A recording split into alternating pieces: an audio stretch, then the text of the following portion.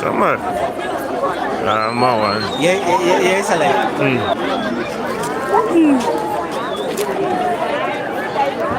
So we're currently witnessing Mbare Musika Mawan. Mawan chair. I'm not more tanga see. Everything is up in flames, as you can see. The people gathered around here to see the fire. Firefight. Around. Shama.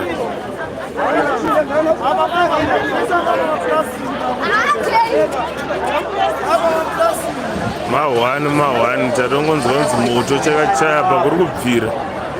Mbare Musika is in flames. Vanotry kuda kubvisawo zvinhu zvavo. As you can see, dzingoro dzakaunganidzwa. So we're coming to you live from Bahasha TV. Mawan cheo. Tarochira meuti magetsi pane pori magetsi raakubvira here, as you can see.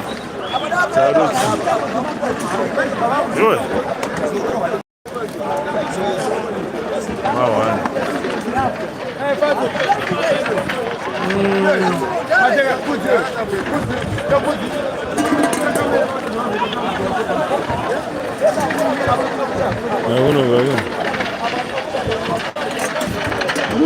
Samari, moto udosvika kuno. Yeah?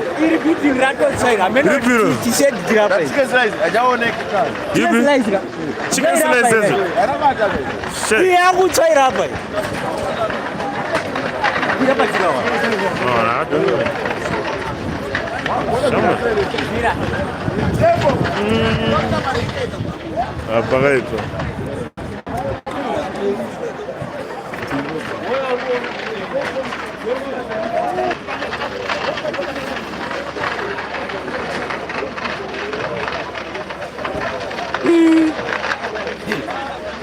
Fire brigade is there.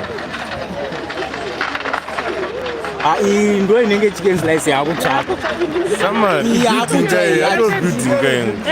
toilet. Mana zvakaoma.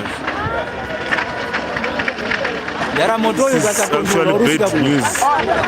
What was she go? Unodza wese Musika kusvika kumafrati.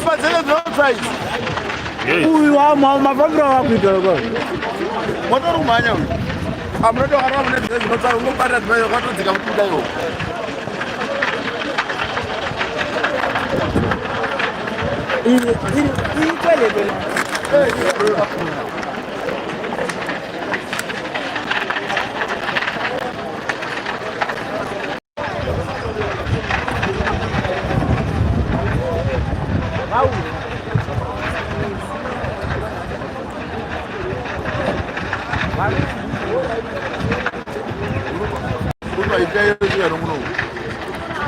Hapana vatodobva kunotenda mafurati.